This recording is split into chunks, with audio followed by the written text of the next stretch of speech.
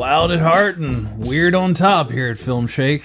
It's episode 91 as we continue our journey into 1990, the year of 1990, with another 1990 movie. We're talking about, of course, David Lynch's Wild at Heart here on this episode.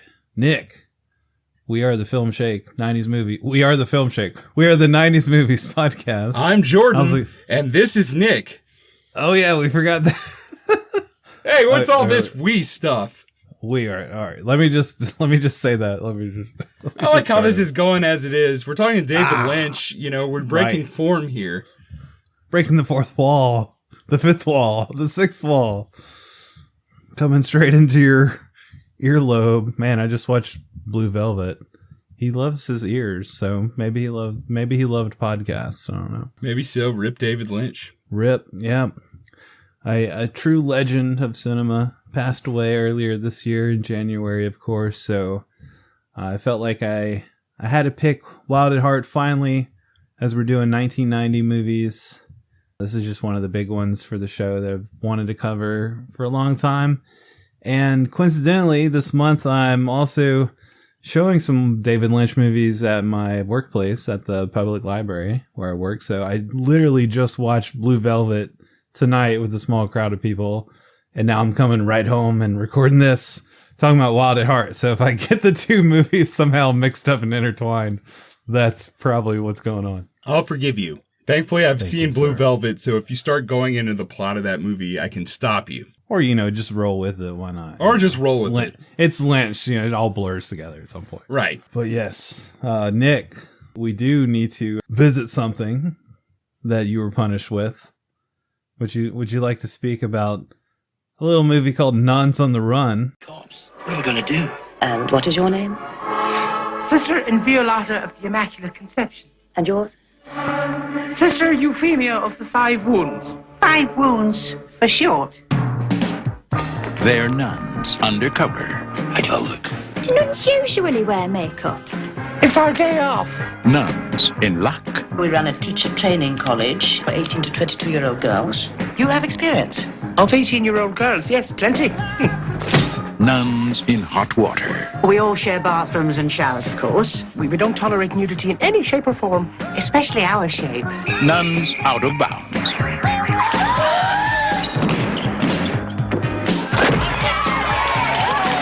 Oh, we just love exercise. And nuns off their rockers. Got any booze? But most of all, I want Brian and Charlie. Fate! they're nuns on the run. From now on, it's every nun for himself.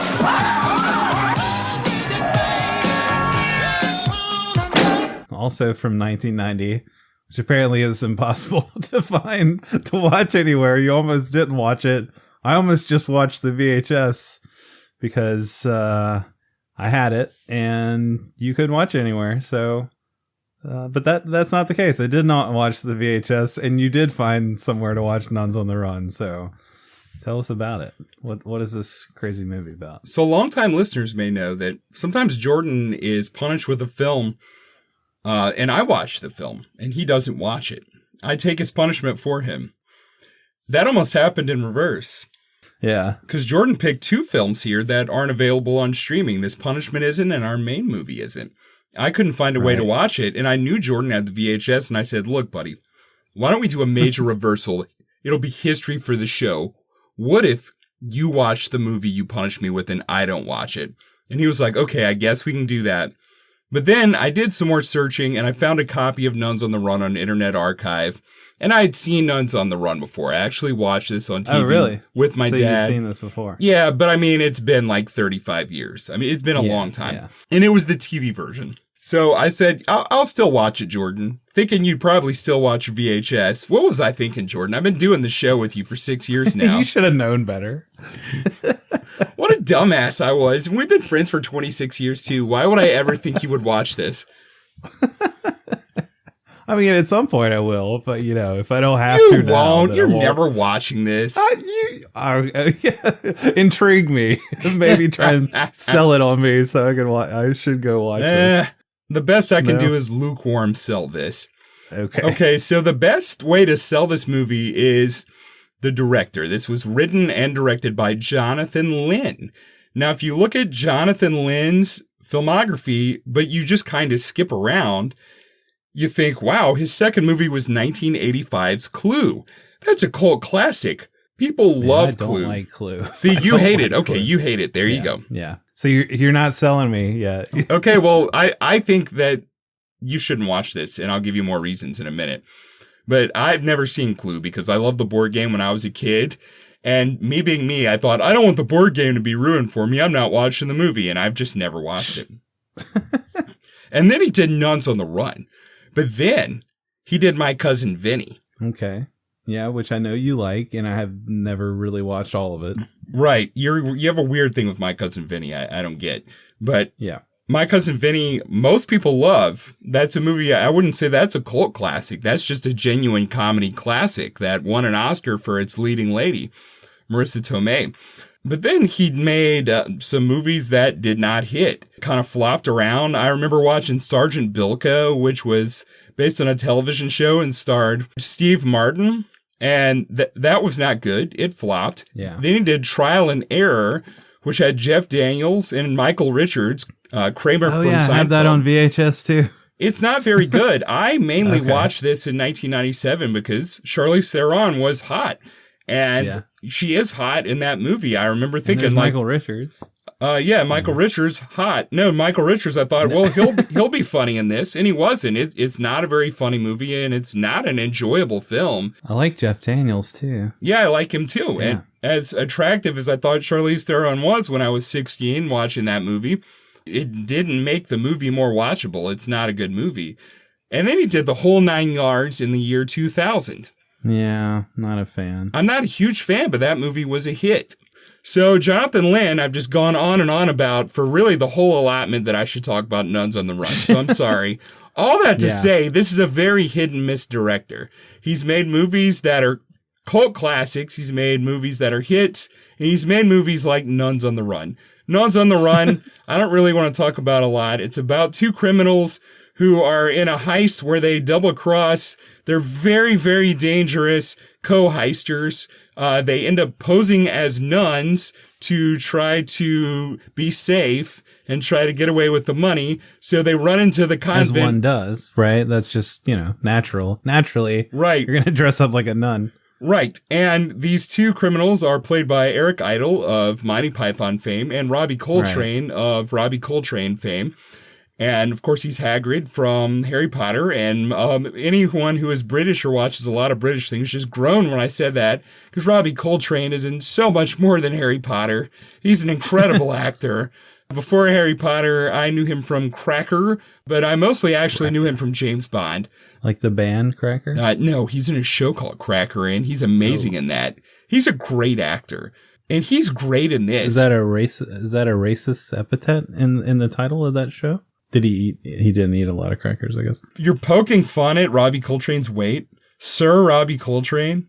Sir Robert? Sir Robert. I don't think he ever got knighted. Not for Nuns on the Run. Not for Nuns on the Run. Maybe he did get knighted. I don't know. All that to say, Nuns on the Run, not great. There's some laughs, but it's not that funny.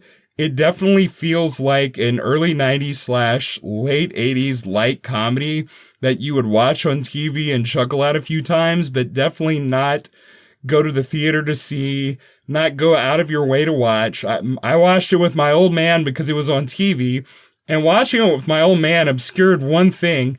So we watched it on TV, and there's a major scene missing on TBS, which is that there's like a 3-minute long shower scene with a bunch of like 18 to 25-year-old women where Robbie Coltrane, one of the nuns, sees him dressed up as a nun and is like, hey, go teach the PE class. And he does. And then they finish the PE class and it's like, all right, time for you girls to hit the showers.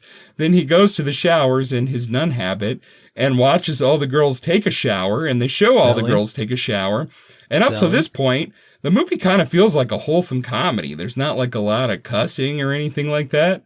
Just like all of a sudden randomly you have a shower scene in the middle of it. Right, and then there's just like a ton of boobs and it's like, whoa, what? Selling? And it's like a PG movie. And then there's like a random F-bomb near the end of the movie. So that was kind of weird. Boobs and one F-bomb. All right. Yeah. So overall, watching it. Not really that great of a movie. It's also got Camille Coduri as Eric Idle's love interest. Her name is Faith. Eric Idle's his last name is Hope. Camille Coduri from Doctor Who plays Rose Tyler's mom in Doctor Who, but she's a love interest here who can't see very well, and there's a lot of gags about her not seeing well, and most of them aren't funny. And most of the gags in this movie aren't really funny. I would only watch this if you're a huge fan of Eric Idle, if you're like a Robbie Coltrane completionist, or if you're, I would say, a masochist. It's not that bad, but if you're like, I need to watch every 5 out of 10 movie ever made, then watch Nuns on the Run, because that's what I give it. What if I just put it on in the background on VHS and I just kind of keep my eye out for that shower scene? I mean, would that be a good time? If you really need to watch like VHS boobs, go for it, I guess. I really do, Nick. I really do. If that is key to your existence, then I guess you got to do it. That's the key to my life. It's got a lot of boobs and it's got a lot of nuns. You know what I did think was weird is that our upcoming movie that we're talking about has so many things, but I don't think there's a single nun in it, Jordan. Not a single damn nun in all of 1990's Wild at Heart.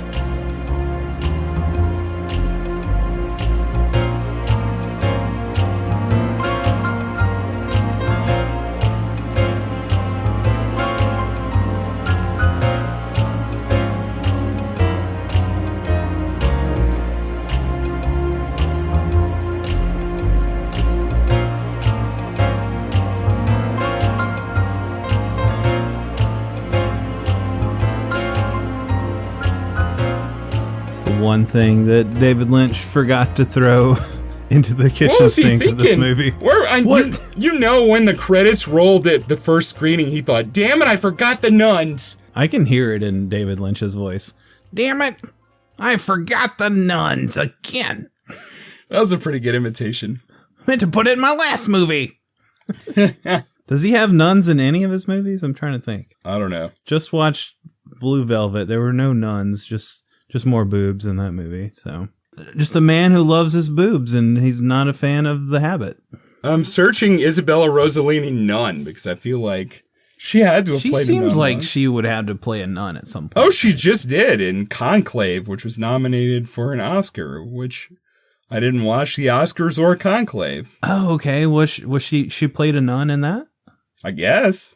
Okay. Strange synergy, Nicolas. We're talking about nuns and Isabella and all that. Yeah, but is Willem Dafoe in that? And does he have weird gums? He has got the worst teeth maybe ever in this movie. It's so bad to look at. I don't want to see his teeth or see this Bobby Peru character ever again. He's a scoundrel. He's a scumbag. Yeah, I never want to see him again either, Jordan. He was yucky. He's a yucky guy. Jordan, this movie is yucky. Is that how you describe it overall? I would describe just 1990s Wild at Heart as yucky. Yucky. So does that mean you didn't like it? This is not my first rodeo with David Lynch, and I'm definitely not a David Lynch hater. He's done some stuff I really like. Eraserhead, I don't hate it. I don't love it like some people do, but I do enjoy it. I think it's pretty good. Yeah. The Elephant film. Yeah, The Elephant Man, I think probably a masterpiece. Really good movie. Great film. Yeah, I like Blue Velvet a lot. Like it a lot. The first season of Twin Peaks, love it. Love it. Right. I mean, if you love Twin Peaks, then Blue Velvet's like the precursor, right? So I can see why you would vibe with both of those. Yes. Jordan, this movie is yucky. Wild at Heart's yucky, man. What exactly? What made you feel yucky? Let's get into it. What is this movie? What is it about? Can we give our listeners a little synopsis real quick? Yeah, why don't you do that? This is your pick, damn it. I just talked about nuns for like an hour. You do that, damn it. Okay. All right. So we've got, of course, some of our show favorites here. We got Nicolas Cage as Sailor Ripley. I mean, first of all, what better name could you pick for Cage in this role? Sailor Ripley. I don't know. It just feels right. He's a Elvis loving snakeskin jacket wearing criminal. We also have Laura Dern, another show favorite. Just so much love for her. She plays Lula Fortune. So she is the daughter of Marietta, who is played by Diane Ladd, who's her crazy psychopathic mother. And basically, she wants Sailor dead because she wanted to screw him in the toilet of a hotel where they were at a party, and he turned her down. So she sends a hitman after him in like the first 2 minutes of the movie. That's yucky, Jordan. That is really yucky. That is some yucky stuff there. Yes, and I talked over you, but the last thing you said was she sends a hitman after him because he turned down her advances in the toilet. Yeah, sends a hitman after him like in the first 2 minutes. Yeah, he turns down her advances, and he's like on the steps of the hotel. And he's seeing her daughter. Lula. Right. It's yucky. So that is yucky. But he immediately just kills this hitman with his bare hands. Like, yeah, out of self-defense, but obviously the violence in this movie is really over the top. You said immediately. It's a long time before the guy's dead. He gets beaten for quite a while. It's yucky. Yeah, it's yucky too. Or you 5, you're like, it's yucky. I didn't like this, Mom. Yeah, but it is yucky. I mean, and I don't know if that's part of the point of this kind of the ugliness of the American dream or the American nightmare, and the whole nightmarish vision of this type of Wizard of Oz fairy tale type of thing going on here. So yeah, there's a lot of grotesque, over the top violence, sexuality, weird stuff because it's David Lynch. Basically, yeah, we have Sailor Lula on the run after he's released from prison for, killing this guy in the first 2 minutes. He goes to prison, he gets out, they're on the run, headed to California. The mom's not happy. She sends some hitman after her daughter, trying to basically take out Sailor and get her daughter back. So we've got characters like Johnny, who's played by Harry Dean Stanton. We've got the criminal mobster type guy, Santos, who's after Johnny and Sailor. He's going to kill both of them. We've got Bobby Peru, played by Willem Dafoe, who's another hitman or robber or thief or just scumbag who assaults Lula and talks Sailor into a bank robbery that goes wrong. So yeah, we've got all these characters. We've got this kind of sort of like a road movie with flashbacks intermitted with Lula's father being burned alive, and yeah, we flash back to see Marietta coming on to Sailor in the bathroom, and we flash back to Lula having been raped when she was younger by her uncle or business partner of her dad. So yeah, we've just got possibly her cousin. Or possibly her cousin. Yeah. And Jordan, that's all very yucky. It's all yucky. Yeah, I agree. Those are yucky elements. And Jordan, her mom goes with her to get an abortion, and there's a close-up on her face through like some weird... the magnifying glass kind of thing. Yeah. And that's yucky too. This is all violent and excess. It's all yucky. Yeah, I agree. But despite that, what were there aspects of this that you could still enjoy despite all the yuckiness? Oh yeah, definitely. Okay. So Jordan, I'm not sure if you knew this, but Nicolas Cage is in this film. Yes. Nicolas. I mean, let's just talk about Nicolas Cage, our hero of the show. What do you think of his performance here as Sailor? Well, I think it's important to point out that as bizarre as Lynch's films generally are, there's not like a nihilism in his work. And as much as I'm goofing off, isn't?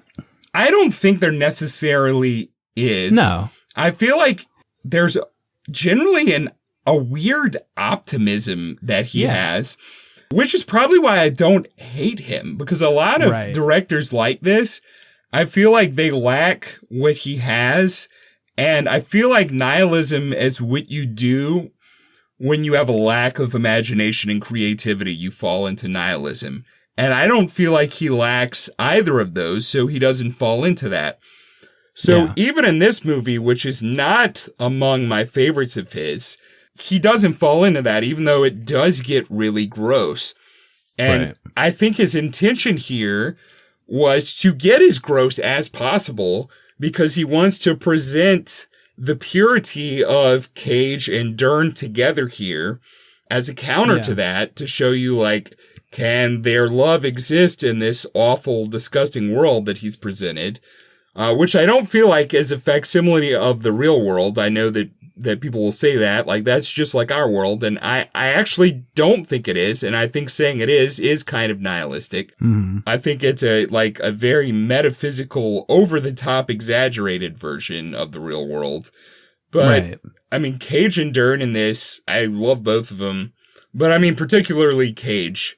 He's amazing. Yeah. As soon as he opens his mouth, it's great. I mean, but it's when he gets out of prison and he utters the famous line when she gives him his snakeskin jacket. Hey, my snakeskin jacket! Thanks, baby!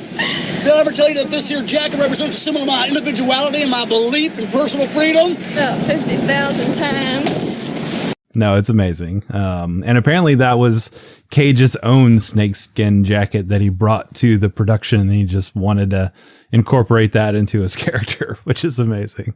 Yes, and he's so great all the way through this. He's just so good, man. He's always so good. And it makes you wish that Lynch and Cage would have worked more together. Maybe it seems like they didn't get along, or I don't know what happened exactly with their relationship or why they didn't work together as much going forward. But Nick's just like over the top ridiculousness, just really playing well into the underhanded, tongue-in-cheek weirdness, comedic effect of everything. Like, it just works so well with what Lynch is asking for here, where it's kind of a parody, it's kind of a fairy tale, it's definitely hyper stylized, and I feel like that style really works in Cage's, like, he works well with that, you know, that whole aesthetic. So him putting on the kind of Elvis persona, that real Southern accent, that, you know, that basically just the Elvis voice that he puts on, just all his mannerisms, you know, just this kind of over the top, like, cool, but not that over the top. But it's not over it's not like wacky crazy Cage, but it's definitely, I mean, he's definitely putting on this kind of like cool guy Elvis persona, right? And it's very stylized, like all his movements, you know, all his dress and, you know, his look and everything is all very filtered through Lynch's vision, for sure. But I mean, that's the whole movie itself, for sure. Right. Yeah. And Laura Dern has got like this Scarlett O'Hara thing going on. But I feel like basically anytime Cage is on screen, I like the movie. Yeah. He's just not always on screen. And the times that he's not, I'm just like, this is gross, man. And I don't like these gross people, and I don't want to spend time with them. Right, because even with Cage being a manslaughterer, as he says, and not always making the best choices or making dumb choices, or, you know, he's obviously still a rootable hero. You know, like, I feel like he has so much charisma that it's hard not to just follow him with whatever he does and however he does it, you know, like, I'm gonna root for him no matter what, criminal or not, you know. Yeah, and he really was just defending himself and Laura Dern. I mean, it was excessive, but the guy had a knife and he was trying to kill him, so I think he was gonna have to kill the guy in self-defense anyway. It just ended up being kind of gruesome. The way that it's presented, as a viewer, you in no way hold that against him, nor does Laura Dern's character. No, not at all.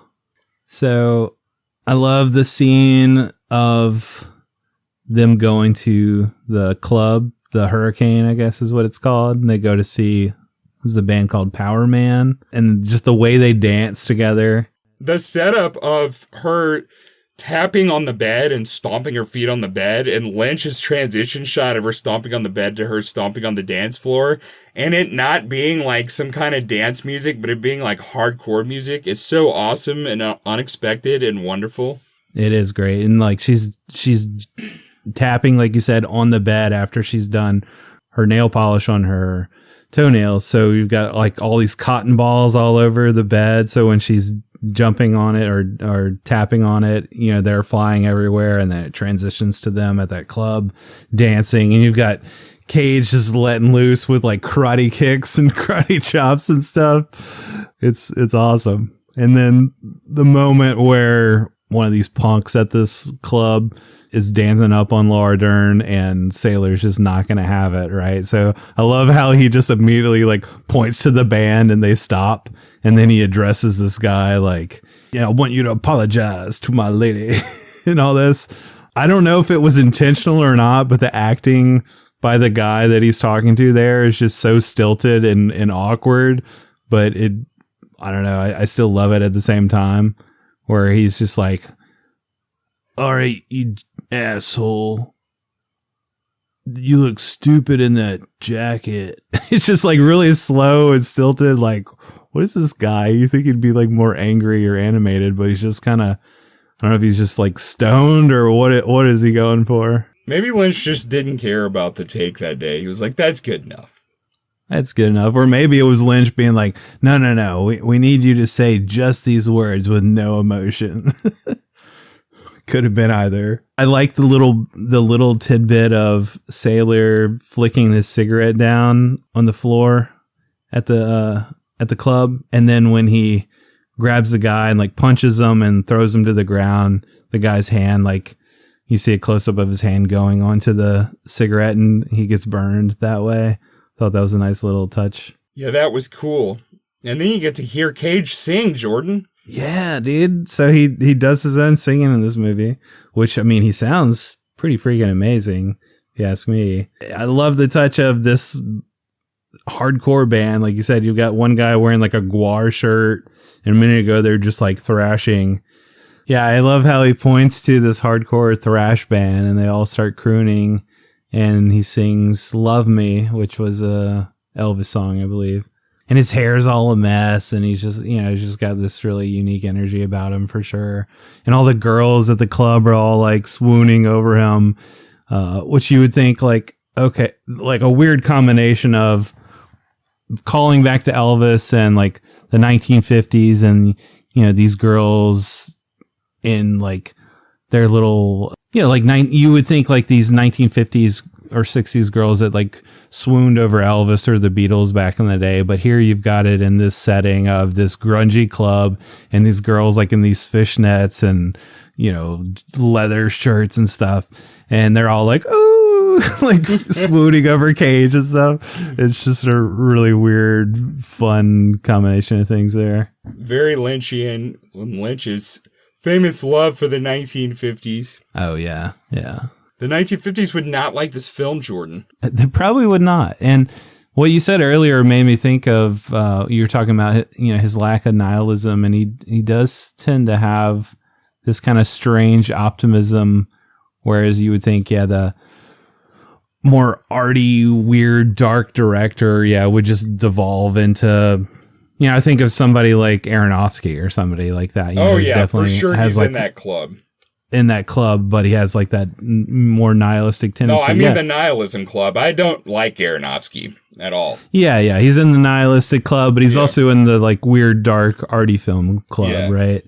But yeah, I like that Lynch has this sense of like hope and perseverance, and, you know, love conquers all. Like just watching Blue Velvet, it's the same vibe there where, okay, we have all this darkness underneath our normal Americana reality, and you peel that back and you see all the ugliness inside, but in the end, you know, there's hope. The robins will come, you know, life will return to normal and all that. And, you know, Wild at Heart is kind of the same thing. Like, yeah, there's these star-crossed lovers who are on the run and things are against them, and they kind of realize how jacked up reality really is, and their love is put to the test. But at the end of the day, the good witch is gonna appear to you and spurn you on to, you know, don't give up in your dreams and follow your heart and embrace love.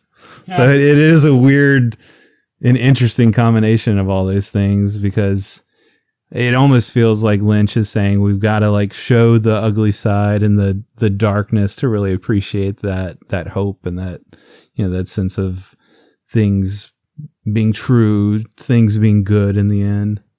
But also, for some reason, we need a lot of sex scenes. Jordan, do you think that there were too many sex scenes in the first hour, or did you think there were just enough sex scenes?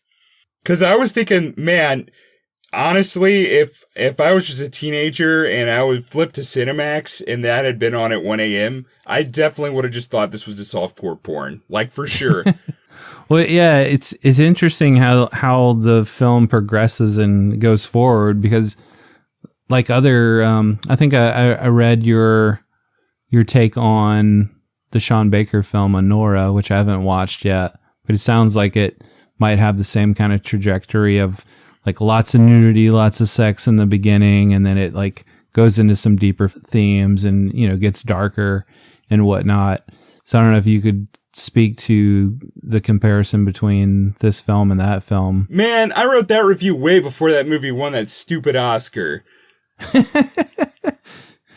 Now you want to take it back. You want to take back your 5 stars because it won the Oscar. If that person from that other movie wouldn't have tweeted all that stuff, then it would have won all the Oscars, and Honora wouldn't have. But anyway, Honora, I thought was a great film. I watched it a few months ago. It looked interesting to me because I enjoyed the Florida Project. And yeah, it's the same kind of thing. The first hour is just like a sugar rush. There are a ton of sex scenes, but if you really watch what's happening in the sex scenes, only one person is really taking pleasure from them. And you can kind of extrapolate some things from them. Later in the film, you start to realize what they're revealing about the title character, who obviously the movie is named after her. And then in the final scene, after you find out, like, the first hour didn't really mean what she thought it meant, or what she deceived herself into thinking it meant, because she had to have deceived herself a lot in that first hour to really believe what she believed it meant. Mm-hmm. In the final scene, there's just like a... Don't give away anything, though, at the same time. Yeah, I'm not giving away any major plot points, but in the final scene, there's just like a total removal of the barrier between the main character and the truth, between the viewer and who the main character actually is, between the viewer and what the main character is actually feeling and actually feels. And I thought it was great. I thought the ending of that was revelatory. That movie is definitely not for everybody. Yeah. And that, I did think the sex scenes were necessary. Okay. On a character level. So here you didn't quite feel the same. I didn't quite feel that way. I don't think Lynch quite operates that way. Operates in feeling necessary, or the sex scenes being the same kind of... Lynch isn't the kind of director, and sometimes he gets pegged as this kind of director, and I don't think he is. I don't think Lynch, like, tightly crafts a narrative. Right. Where he, like, fence posts all this stuff and has, like, all these deep themes and all this symbolism and stuff. And I think people think he does that, and I don't think he does do that. These things come to his imagination, and they do mean things to him. And he is saying something, and I think he's saying what we've already said, that he wants to bring about this optimism through ugliness, but I think that's it. Yeah. And I don't think that, like, everything in his movies and all the weirdness necessarily has, like, a deeper symbolism. I just think that it's what came to him, and it's what he puts in the movie. So I don't think that the sex scenes are all necessary, or necessarily are necessary. Necessarily are necessary. Should they be cut down? I don't know if I could say that for a fact. Like, where do you get to the point to where, like, you take away the purity of their relationship that you want to have there? Because they hit a wall too. There's a point where, I mean, obviously we're a spoiler show, so I didn't give spoilers for Honora, but I will here, where she finds out she's pregnant and they run out of money, and you don't get any more sex scenes after that. Yeah. You do, and she's in the scene, and it's a sexual assault scene. It's not a beautiful, there's no beautiful love in that scene. Turns ugly for sure. Yeah, and that scene's real yucky, Jordan. Yeah. Real yucky. That is the worst. That is one of the worst scenes. Not quality worse, like not a bad scene, but effectively it's terrible to watch. Yeah. And I mean, because you care so much for Lula's character at that point, and it just feels so manipulative and yucky, and just something about like the power she gives him in that scene too. It just feels really gross. But yeah, I wanted to comment back on everything you're saying, because I'd say I agree. Like watching this and Blue Velvet both closely together, it doesn't feel like Lynch ever tightly crafts a narrative, like you said. It doesn't feel like, oh, okay, I've got this plot point that leads to this, that leads to this. It's all very loose. It feels like, yeah, maybe there's things in there that you could cut, to like make a more clear or straightforward narrative, but then you're also going to miss what is some of like the interesting quality of his films if you do that. And so, yeah, I feel like, yeah, you can't, it's almost like a moot point when you're asking like, was this necessary or not in a Lynch film, because like, well, that's not really the point. It's not like, is this necessary, or does this like, traditionally speaking, add to the plot or add to the character development or whatnot? Because I don't know, I feel like the way he's crafting his narratives kind of operates on a different plane. Yeah, like you said, he's playing around more with like these symbols or ideas or just images that he's throwing in as they come to him. But yeah, I'd say they still overall like speak to what he's trying to convey, or whatever message he has. And about the sex scenes and like all the nudity and passion that we see early on in the film, yeah, like you said, I think it does at least demonstrate like this passion, this purity of their relationship, the intensity of their relationship. And then you're able to contrast that with later when they run out of money, when she's pregnant, when she's assaulted. Like there's obviously, it's not just like sex the whole film throughout, to where it's just like, oh, we're just using this as, titillation or as pornography or whatever. But I definitely think it speaks to their characters and their relationship, at the very least. Yeah, I think I've effectively argued to myself that they are necessary. I don't know if they had to quite be as graphic as they were. Right. But yeah, now that I'm looking at what he set out to do here, which is again to show, can this love exist in all of this awfulness? Yeah. I think for what he was trying to do, they probably were necessary. That's some big secret you've been carrying, Sale. We all got a secret side, baby. Hope you don't think I've been lying to you about other things.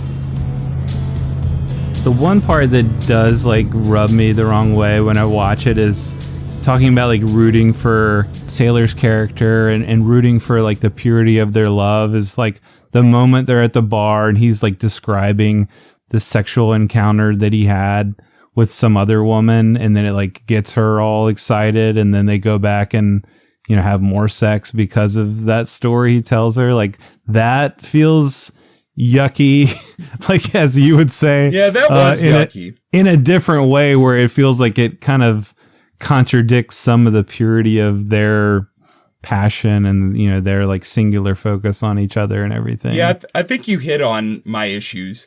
There are a few moments, and that's really chief among them, where it does feel like that purity gets compromised in some of the scenes. And that would really be my only complaint on any scene that Cage is in, is that. Yeah. Since the whole point here is like, can this pure love exist and survive? Like, I really want it to be pure. And that did kind of sully it. Yeah. And then, like, that's also like, okay, we're seeing that through our own lens of like, it's hard to say like, yeah, Lynch, you should have cut that out, based on, my moral point of view or whatever. But yeah, in the end, I would say that does just feel yucky. Like, and it's like, it does sully it, but obviously he felt like he needed that in there for whatever reason. Well, I mean, the second half of the film, there's a lot of stuff where I'm like, he felt like he needed to put that in there for whatever reason. Yeah. So what were some of those things? And those are, you're talking about things that just didn't jive or didn't work Jordan, for you? like almost everything that happens when they go to New Orleans, I could have done without. Just cut it all out of the movie. Okay. So what were some of the things that happened in New Orleans? So another actor that we love is in this film, Harry Dean Stanton. Harry Dean? Harry Dean, his part really doesn't come to much, Jordan. Yeah. He could really be cut out of this film. And it wouldn't really make much difference as far as the story goes. Which, by the way, this movie is based on a novel of the same name that came out the same year, 1990. Right. So Harry Dean... I think you have a good point that his character doesn't really, other than it just being Harry Dean, and other than it, I guess, showing Marietta and like how psychotic and confused she is. Like his character, I guess, adds a little more dimension to her predicament of like she's hired him to track them down, but now she's also hired Santos, who's gonna track down Harry Dean and kill him, I guess, because he's knows too much or he's like in the way or whatever of him getting with Marietta. I don't know exactly what the deal is there. But yeah, ultimately, like you said, you could clean it up a little bit and just cut out the Johnny character and just have the Santos character. So we've got quite a few people tracking them down at this point. Yeah, quite a few. And the scene in New Orleans, there's a scene in the hotel where Santos, it seems like, kills him. And really, like, that should have been it. Like, that gets the point across. But he doesn't kill him. Harry Dean wakes up and he's around some really strange, yucky folk. And some yucky people. who are basically like want to have sex on him as they're torturing him to death. And it's a disgusting scene. And I think that Lynch, you know, what kind of cracks me up is like listening to him talk about this scene. It's like the scene was holding him hostage. I know when they did screenings for this movie, the way that it originally was, like, people were, like, leaving. Like, I'm not watching the rest of this. This is garbage. Like, this is just crap. What's wrong with you? Why would you make a movie and put this scene in it? This is disgusting. And he had to keep cutting this scene down. And even as it is, it's like, why is this in here? And when you hear him talk about it, I mean, he sounds like he's Seymour from Little Shop of Horrors, and this is, like, the plant. Where he, like, it's like, feed me. And he's like, no, they said I gotta cut you out of the movie. And it's like, feed me. And he's like, no, I don't need you in here. And then feed me. And so he leaves it in, like, as much as he can. And there's just stuff like that in the movie, but this in particular, where it's just pointless. Like, the Harry Dean character is pointless. And a side scene where he gets tortured after it already seemed like he was dead by people who basically want to have sex on his corpse. It's just gross, man. I know that Lynch is trying to make this world as unappealing as possible. There's so much else in this movie that already makes it feel that way. It's just so unnecessary. Yeah. I mean, I do like this scene, like you said, how that feels unnecessary. We already feel like he's been killed in his hotel room. And I like that scene a lot of it, like her going into her hotel room, he's walking back to his, and you get like the camera kind of pushes in on the hallway. It becomes a little bit more ominous there. And then he's, you know, we have the shot outside of his hotel door. He goes in, there's masked figures like in the dark that take him out, and then the door closes and we're just left out in the hallway looking at the door. Like, that's a really effective moment. Like you said, we already feel like, oh, this darkness has descended. You know, he's been taken out. Now Santos is kind of in charge of things, and he's got Marietta all to himself. And yeah, I think that whole scene could have just been cut. And it sounds like Lynch was just like fighting with himself to cut it, or, you know, or just leave it out. But oh well, we digress. I'd say that's chief among them. I mean, there are a lot of things in here where I'm just like, what? That's nasty. I mean, we mentioned one. So they go on the road and they drive out to the west, and there's a scene where this is one of my favorite songs of all time, actually. Wicked Game by Chris Isaac is playing, but it's just an instrumental. It's kind of weird. You don't actually get to the sung parts. It's like a stretched out instrumental where they're driving on the road. And this is where their love starts to hit hiccups. And then they see an accident on the side of the road. And I actually really like this scene. And this definitely has like that dreamlike Lynch quality for sure. And then you see Sherilyn Fenn, and generally when you see Sherilyn Fenn, you think, am I watching a David Lynch movie or show? And you are. You're watching Wild at Heart. She was in a car accident with someone. She is in the process of dying, and she just keeps asking for her lipstick. I thought it was a really well-done scene. Laura Dern freaks out, and she almost feels like this moment curses their relationship, and everything does go downhill from this moment in a way. Did you like this accident scene? Yeah, it's kind of torn there. It does feel like I would point to that as one of those moments of his looseness on narrative, and this happens and it feels a bit random for the plot, like how much of this is really tied into what's going on with all these characters already. But I do think it ties into a lot of the thematics that we're already talking about, like the darkness of the American reality and, this Western world that they're traveling into. And them feeling cursed by this going forward. It's almost like, this symbol of things, taking a wrong turn. So it's like, I kind of like it, but it feels a little like long and gangly at the same time and just like unconnected. So I don't know. I'm still a little torn. It's not one of my favorites in the movie for sure. I guess I didn't mind it because it was only a little yucky. It was only a little. It wasn't as yucky as some of the other stuff for sure. Yeah, because they go into this town after this. Big tuna with the fuck you sign on their fish. Right, which already you're like, man, that's yucky. And that's yucky. They go to this hotel. And Jordan, if David Lynch hasn't gotten yucky yet, this is where it's just gross. It just gets nasty. Because they're filming a porn here in the hotel. And the porn is being made by this really creepy cowboy-looking dude and a lot of really overweight women who, of course, all come outside nude. So you get to see that. In the hallway or dancing in the courtyard or whatever. Yeah, so you get this grotesque scene, which is yucky. I keep watching this thinking, man, I'm showing this at the library in 2 weeks. You are? Yes. Jeez, dude. I just watched Blue Velvet, which was bad enough, and then we're going to watch Wild at Heart. That should be interesting. That should be interesting, yeah. Right. And then you get Willem Dafoe. This has got to be the most disgusting character he's ever played, Bobby Peru. He's like the porn producer / criminal guy with an attitude problem.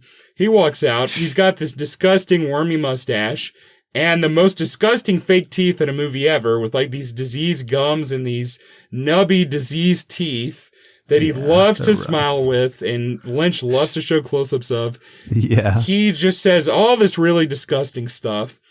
He says this line about needing to go fishing at the seafood store or something, which was really gross. He's just so disgusting, and pretty much everything that has to do with him in this movie was too much for me. Except when, ironically, the moment where this movie gained its X rating and Lynch had to clean it up by adding smoke.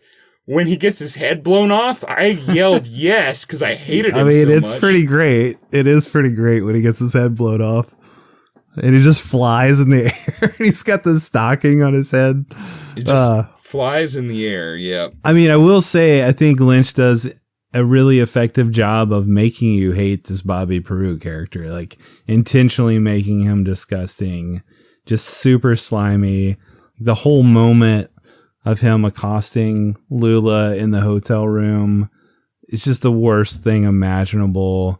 He slides into the room, like she barely cracks open the door and he just slides in and he asks if he can use the head. I'm not going to piss on your head and your hair. I'm just going to use the toilet. It's just the worst. Which Willem Dafoe really pees in. Yeah. I mean, he's peeing in the toilet, but then, just the way he like grabs her and like forces her to say fuck me, and then like I guess by the end of it she's like kind of into it, or like, well, his hands are touching her. Right. His hands are touching her. I mean, she has been shown to be like a very, I don't know if nymphomaniac would be the right word, but, you know, like very sexually engaged, you know, all the sex between her and Cage. And this is right after she finds out she's pregnant with Cage's baby. Right, and things have been kind of on the rocks with her and Cage a little bit. And there's vomit on the floor because she vomited 3 days before. And they've left the vomit on the floor, and neither one of them the have vomit cleaned is it the up. worst. Like the scene of the flies flying away from the vomit. It's like, talk about yucky. That's probably the worst image in this movie. Even Willem Dafoe thinks the vomit is disgusting, and that they won't clean it up is disgusting. As he's sexually assaulting her, he's like, man, y'all are gross. Yeah. Y'all are yucky. But yeah, like her like giving into it, and then like saying that, and like whispering it, and like, you know, obviously feeling aroused and stuff despite the assault, and then him just like, oh, gotta go, you know, with his crazy redneck teeth. It's just like the worst, man. It's the absolute worst. And then obviously she's just totally traumatized. Multiple moments throughout her life and throughout the film where she's just traumatized, but this has got to be the worst. Yeah, I mean, I didn't like any of this. Obviously, I keep joking around and saying stuff is I'm not gonna say the word anymore, but yeah, you know, keep it up. You're good. That it's YUCKY, but it's like a curse word now. You can't say it. Right. It is, man. It's just disgusting. I hate all this stuff. I hate all of this stuff. Everything with Willem Dafoe in this, like I said, besides him getting his head blown off, I hate. And I hate all the parts with Crispin Glover before this, where you have a flashback side story to Crispin Glover, which also feels extraneous and useless, where he's really disgusting. I hated that too. What did you think about that? I mean, I like Crispin Glover a lot, but I will admit it does feel extraneous, but I don't know, it's another one of those things where it's like, okay, it's a Lynch film. It's just going to be filled with a lot of extraneous weird stuff, and you kind of go with it or you don't. So I wouldn't say it bothered me that it was there or that I enjoyed it either. It's just kind of like, oh, it's just one of these little facets in this multifaceted weirdness of a Lynch movie. Okay. But I will argue though, if you enjoy seeing Willem Dafoe's head blown off so much, then it had to have been effective, at least to some degree, and necessary for his character to be so disgusting and to be so villainous, right? That there's a payoff that he gets his head blown off later. I mean, is that really so great of a compliment? I mean, if you're really annoying to me that I have to punch you in the face, is that complimentary that afterwards, when you're lying on the ground with blood all over your mouth and one of your teeth on the floor, that you're like, see, Nick, at least I did a good job of annoying you. I mean, if that was the purpose of the character, though, to be villainous and, for you to hate them and to root against them. Yeah, but I hated him because he was, not because of any deep inherent factors in his character. I hated him because he was gross, Jordan. He was aesthetically disgusting. That was why I hated him. Right. I mean, I would say that lends itself to him being a villain, though, right? He is an exaggerated villain because of the gross qualities that are added into him, right? He's not only gonna try and screw over Sailor, he's kind of in on the take with the contract on his head and everything. He's going to try and get this money from the bank robbery, but also kill Sailor in the process, to get the money on his head. So yeah, he's a dastardly guy, but yeah, add on to that all this other stuff that's just gross and over the top. I don't know. I'd say he definitely fits within the universe of the film. He fits within the universe of the film, I guess. I mean, once he's there, he does. He kind of redictates that universe in a way because he makes it more disgusting. Yeah. I don't know. I didn't like him in this. I didn't like Glover. I mean, It's not that I didn't like him in this. It's just he was so gross. Again, it's just that he was really aesthetically displeasing. Yeah. To such an exaggerated degree, I can't be complimentary of the director that I was glad that he died when he was so annoying that I was just glad he was off screen because I hated looking at him, Jordan. Yeah, I get where you're coming from. Yeah. So ultimately, you would say Lynch should have done better, or he failed in this respect? I think that this just isn't my kind of movie. I mean, It's just not my kind of film. It's just not. Like, this kind of exaggeratedness, it's just not my thing. There are other things that Lynch does that I like, and this angle of Lynch is just not my favorite angle. I love Cage, I love Dern, and I love the ending of this. I love the last 5 minutes of the movie. Yeah. Well, let's go there. Let's talk a little bit about that. Well, wait, don't you want to talk about whenever they put on pantyhose at the end and there's like a 25-minute long close-up of Willem Dafoe's face going, so you see his teeth through the pantyhose? I think we've covered enough of that. Yeah, I think we can move on. What about Cage's line when Dafoe's head gets blown off? That poor bastard. Cage has got some great lines in this for sure. And his delivery is always perfect. Oh, yeah, it's amazing. But he gets busted in the robbery because the robbery goes horribly wrong, since the point of the robbery for Dafoe was more to just kill Cage, which he fails at, and then accidentally blows his own head off as a cop is shooting him. And Cage ends up going to prison. In the book, apparently it was for 10 years. In the movie, it's for 6. And it turns out that Dern has decided to keep the baby. So she wasn't so sure when she talked to Cage before. But Cage only took this bank job because he and Lula were out of money and they needed cash. So he took the bank job to get cash, and he failed and ended up in prison. Lo and behold, 6 years later, she comes to pick him up with his 6-year-old son. Or I guess 5-year-old son. Yeah. Yeah, and it's a interesting point where she picks him up, they're driving away, but then she stops and breaks down, starts to cry.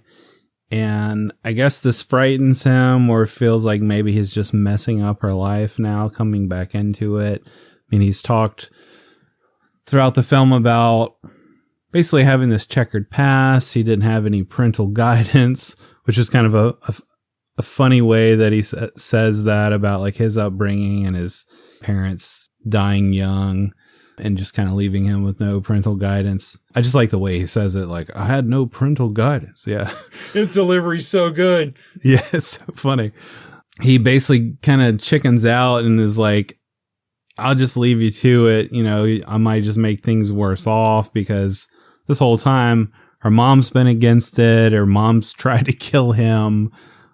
And now maybe he's thinking it's just going to be the same old. And, you know, she's better off without me, kind of thing. So he leaves her and the son and just walks off. And then he's attacked by this gang out on the street, which I thought, yeah, at first I was thinking, is this like Marietta's henchmen that she sent after him?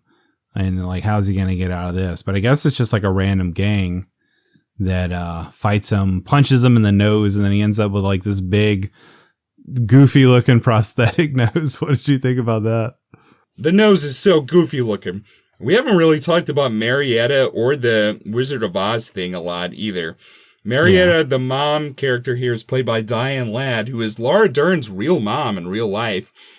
And she's also a figure of the Wicked Witch of the West here, which you've got all this Wizard of Oz imagery that and symbolism that isn't in the book that David Lynch added in here just because he felt like it.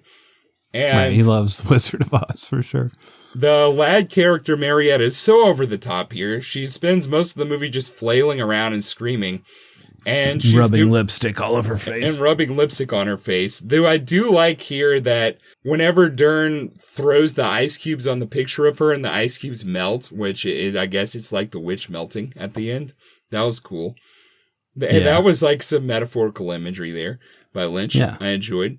But I love how Nicolas Cage gets knocked out, and he sees Laura Palmer from Twin Peaks. Is it the same actress? Yes, it's Cheryl Lee who played Laura Palmer in Twin Peaks, and she tells Nicolas Cage everything he needs to hear. You know, he's worthy of love, and he and Lula's love is worth it, and he needs to get back out there. And I love how he pops back up, and he thanks the gang members for beating him up. And they're like, wait, what? And then I love how he just turns around and runs away. It's amazing. And then this is all movie magic. Like, this is great. Like, this is like Lynch at his best. Yeah, definitely. Which I think the stuff I don't like in this is Lynch at his worst. I think he's at his worst and his best in this movie. And then he runs full speed. There's a traffic jam. He starts jumping on car roofs and gets to Laura Dern's convertible.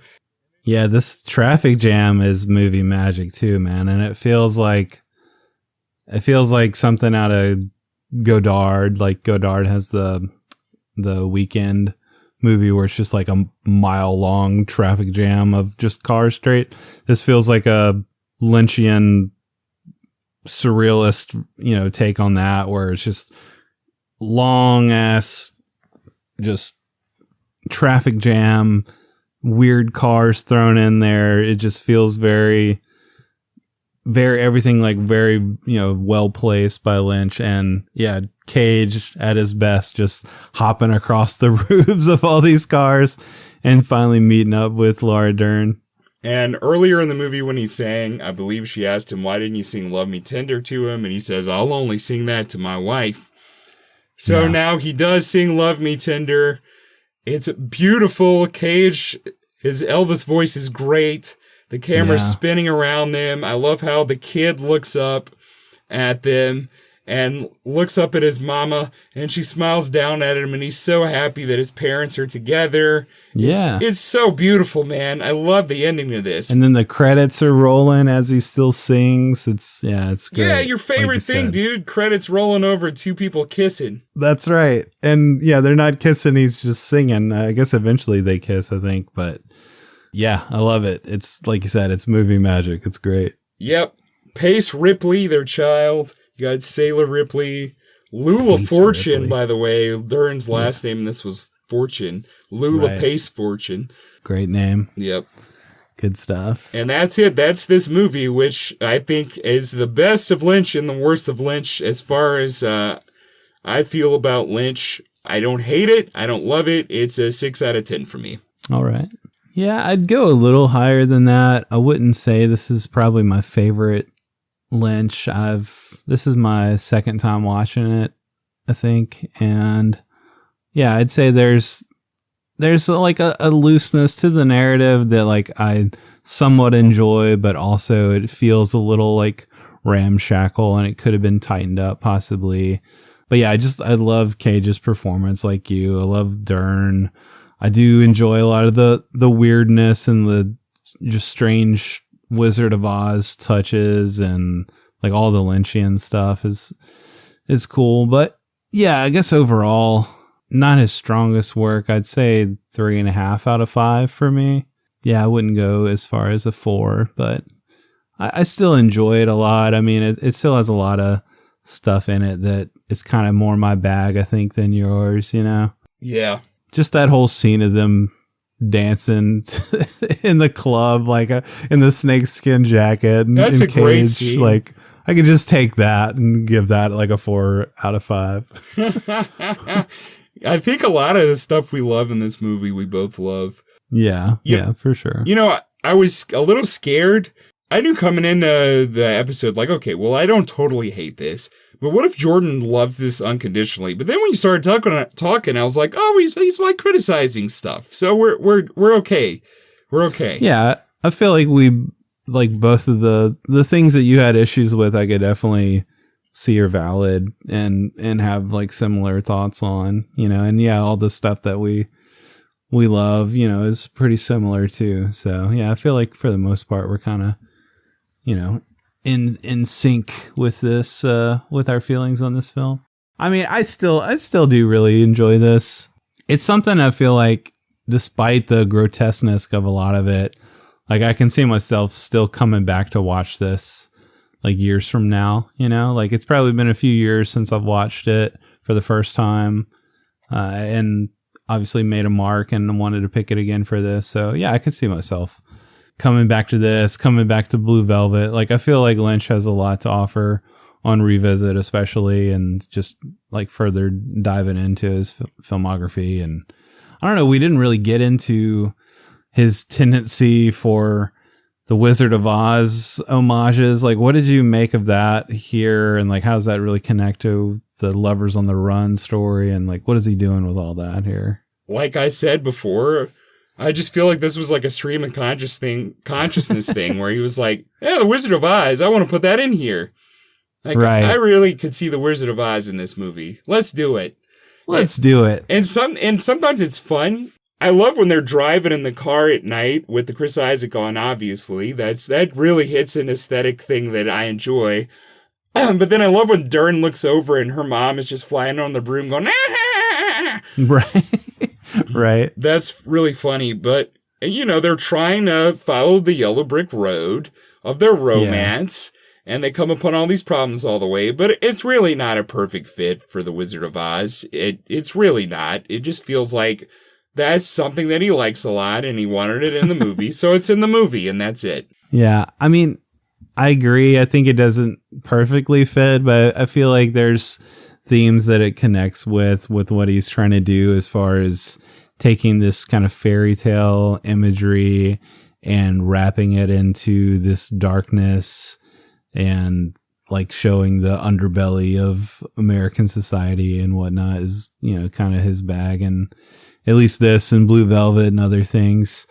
But yeah, using that as like a way to kind of point us toward this idea of this fairy tale romance and can it survive the weirdness and darkness of this world. And yeah, ultimately like the good witch coming in the end and encouraging you to believe in yourself and your dreams. I don't know. I feel like he, for the most part, effectively uses that imagery.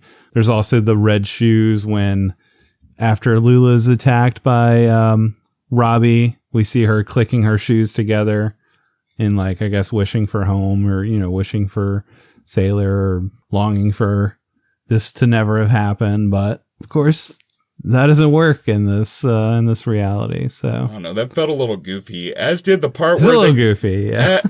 I mean, what about the part with the dog where the guy's like, where he's talking about the dog and he's like, or I didn't mention the breed. It could be whatever you imagined it, or it could be Toto. You might think it's Toto. Yeah. But not just that, Jordan. He doesn't just say, or it could be Toto. He says, or it could be Toto. From the Wizard of Oz. Like he has to add good from old the Jack Wizard Nance, of Oz there. Who's in every Lynch thing, basically. In case you didn't notice, the Wizard of Oz is important. Yeah, yeah. They come out and now, that was pretty heavy-handed of just like, oh, let's just throw in some more Wizard of Oz references for sure. So, no, I get it, yeah. But yeah, ultimately, I think we're in agreement, so... Cool, man. I am glad that we covered this. I'm glad that you finally watched it and we got to talk about it. And hopefully our listeners got a chance to check it out. It's not widely streaming in a lot of places. So I would say check out your local public library. Maybe they have the Blu-ray or the DVD if you want to go that route. Otherwise, I'm not really sure where you're going to find it.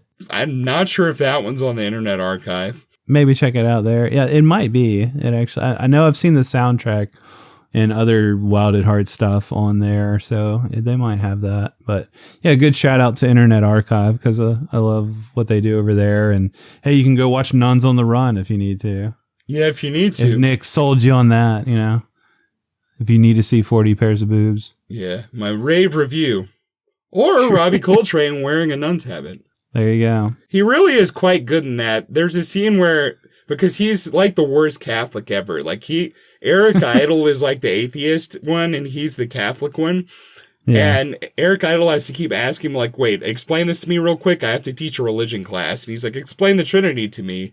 And Robbie Coltrane's just like, well, sometimes the Holy Spirit's a dove and other times, like you can't explain anything to him. And other times he's A ghost? Nah. Like, he knows nothing. But he's so good in the movie, but it's still not really a very good movie. Nuns on the Run, yeah. I think I'd pick Wild at Heart over Nuns on the Run 8 out of 10 times, Jordan. 2 out of 10 times I'd watch Nuns on the Run instead. I'd think about Willem Dafoe's teeth, and I'd say, nah, I think I'd rather watch Robbie Coltrane in A Nun Habit. Well, did you have a movie connection for connecting Wild at Heart to Ghost? The only connection I had is that both movies are about doomed lovers, Jordan. Ah, that's true. That's true. I got nothing. I got nothing, man. There you go, doomed lovers, and you know what? They get pulled apart. One becomes a ghost, and one has to go to prison. So there you go. There you go. Is prison like becoming a ghost? It's a deep metaphor. Yeah, some would say even worse, and some would say, no, not worse, because you know what? You can get out. You can make yourself better in prison and get out and live a better life. Yeah, and in prison, you can't walk through walls and, beat up people with your ghost hands. In space, no one can hear you scream. Are you ready for the trivia battle? Pop quiz, asshole. Let's do it. In space, no one can hear you clash. Yeah, there you go. All right, Jordan. It's trivia time, bud. All right, bud. Well, speaking of your great distaste for Willem Dafoe in this film, maybe you'll hate Willem Dafoe even more after I pound you with some Dafoe-centric trivia questions. Oh, that's dumb. Okay. What do you got? What do you got? All right, all my questions are based on Dolph Lundgren.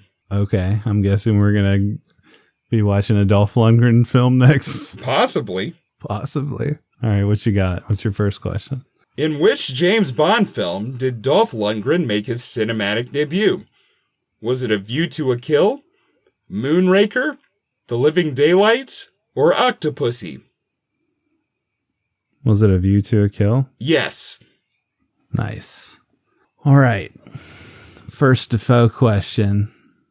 So, in Lars von Trier's Antichrist from 2009, Dafoe starred opposite which actress in a brutal two-person psychological horror film?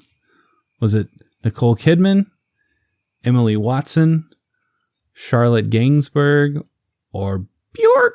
It was Gainsbourg. It was Gainsbourg. Good job. Yeah, that looked really nihilistic, so I did not watch it. Yeah, I did not watch it either. You're right. Von Trier is definitely in that nihilist camp for sure. What's wrong with that guy? He's a sad man. He's a sad little man with no mommy. All right, Jordan.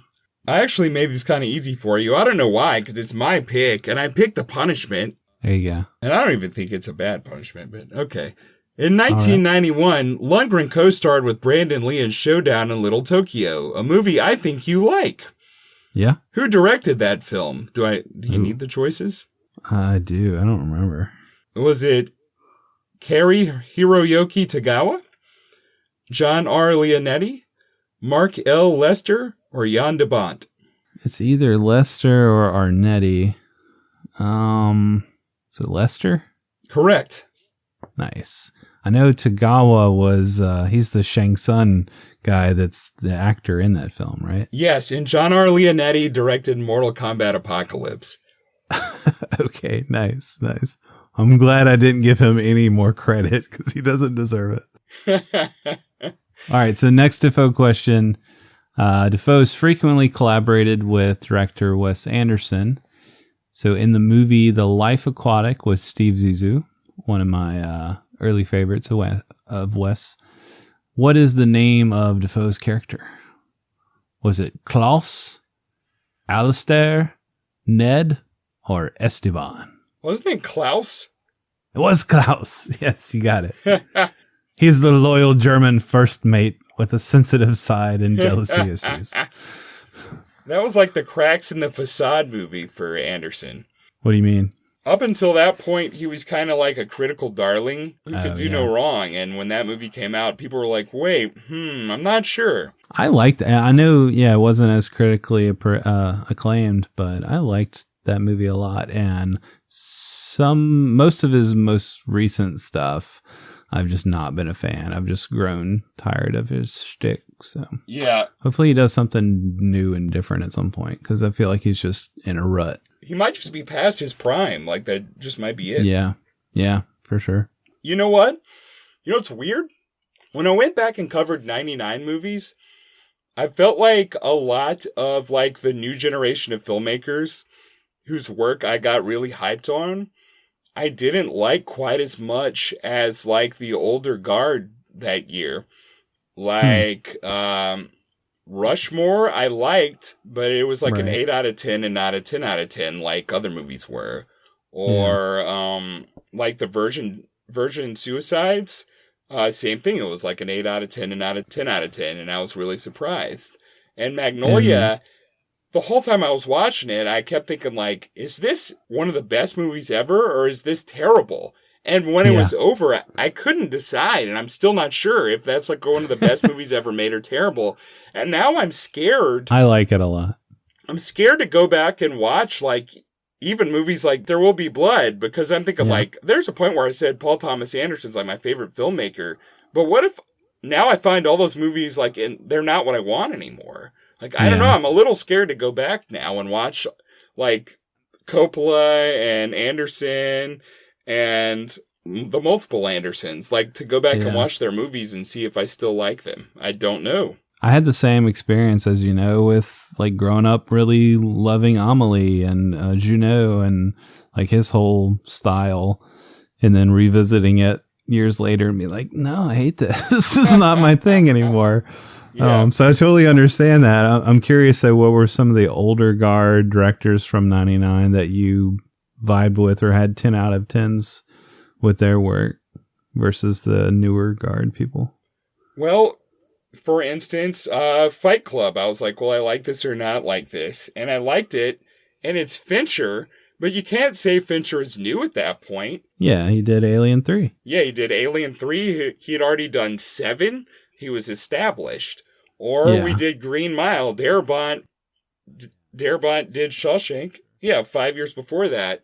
Or the Wachowskis weren't that young when they did The Matrix, and they had already done Bound. Or... I mean, there are like multiple examples there of movies I gave a 10 out of 10 to where it wasn't like this group of directors that you would call like, that you would group into like that new Hollywood group. Right. Well, what you got? We digress. What's your next question? Here's a true or false question to get us out of the digression. Jordan, true or false? Dolph Lundgren is in Universal Soldier 2. True. False. He is in Universal Soldiers 1 and 6. 1 and 6, man. Okay. See, another VHS that I think I have, but I haven't watched any of the Universal Soldier movies, and I'm not sure which ones I have. Amazing. Because they're all, I don't know if they're labeled 2 or 3 or just have weird subtitles. Well, pressure's on me now. If I get this one right, I win. All right. Let's see. Speaking of the old guard, let's see if you can answer this question here. So which of these filmmakers has not directed Willem Dafoe? A. Julian Schnabel. B. Catherine Bigelow. C. Abel Ferreira. Or D. Ridley Scott? For some reason, I want to say Bigelow. Is that your final answer? I guess. No, Bigelow directed Dafoe in one of her earliest films, The Loveless. I never saw that. It was Ridley Scott. Ridley Scott was my second guess. Yeah. Dang. Choked. All right, Jordan. Choked on it. Number 4. And pay attention, okay? Because I feel like you're going to get confused here. Chronologically, Lundgren is in which Rocky movie and in which Creed movie? A. 4 and 1. Okay. B. 3 and 2. C. 4 and 2. D. 4 and 3. Or E. 3 and 3. Is it 4 and 2? Correct. Nice.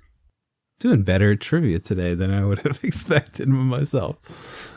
Okay, I guess I got to shell out another question here. All right, Willem Dafoe earned an Oscar nomination for playing Vincent Van Gogh, or Van Gogh, in At Eternity's Gates in 2018. Who directed that film? Was it A, Julian Schnabel, B, Paul Schrader, C, Terrence Malick, or D, Jim Jarmusch? I have no idea. Take a guess. I mentioned him earlier. Schnabel? There you go. You got it. All right. Well, here's my last question.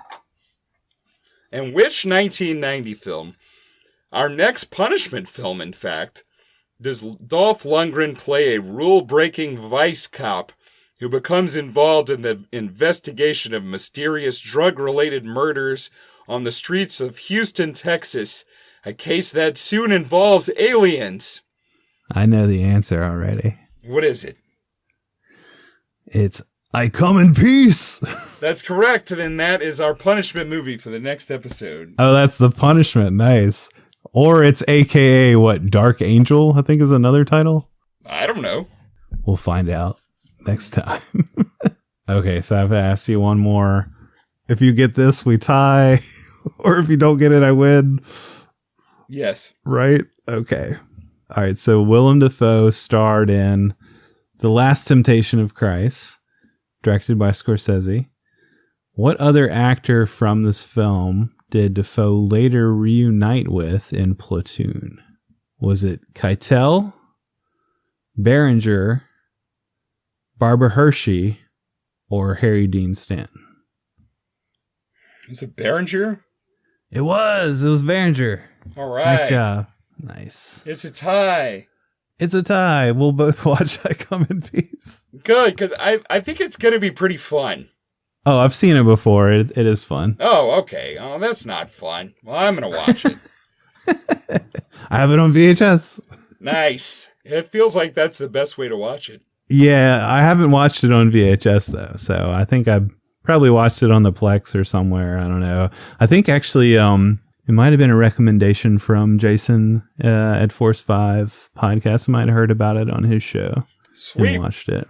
Well, Jordan, our main movie in our next episode has a similar plot, but a much bigger budget. Would you care to guess what that movie is? It's about vice cops and aliens? It's about a cop hunting down an alien in sweaty Los Angeles and the terrifying future of 1997, Jordan. Predator 2? Yes, that movie is Predator 2. Nice.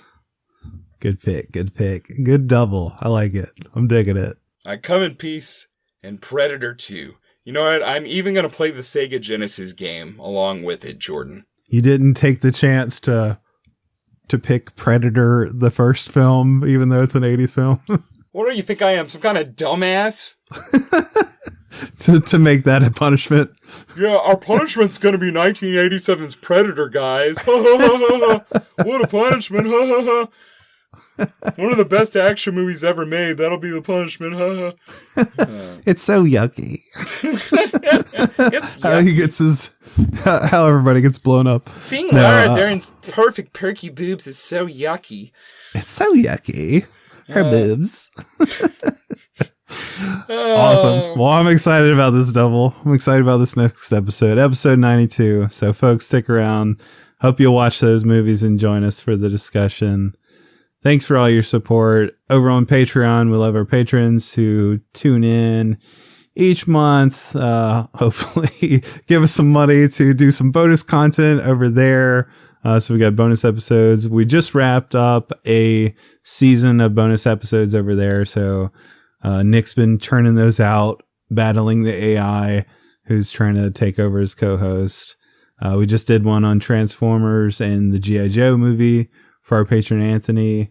So yeah, now we've got a new season coming up of patron episodes. I'm going to step in and not let the AI take over. I'm going to help out with those, and we'll be editing those. So yeah, looking forward to making those with you, Nick. Yes, I'm glad the AI's gone. What a jerk. Or is he? Oh no. If you guys want to get some of our bonus episodes, check us out on patreon.com/filmshake. And you can reach out to us on X, on Facebook, wherever at 90s Movies Pod. You can email us at filmshakepodcast@gmail.com. Yeah, love hearing from you guys. Thank you guys for emailing in your support of Nick as he's gone through this stroke and he's in recovery. Glad to hear you're doing better, buddy, and getting out of the house a little bit and been able to eat again. So that's all good news. I can eat pudding and mashed potatoes. Woo! You never knew those things were so awesome until you couldn't have them, right? That's the truth. Sweet. Well, thank you guys. Love you guys. As always, we'll catch you next time for more Film Shake. Take it easy. Love me tender, love me sweet, never let me go. You have made my life complete, and I love you so. Love me tender, love me true. Well, you know what can't be spared?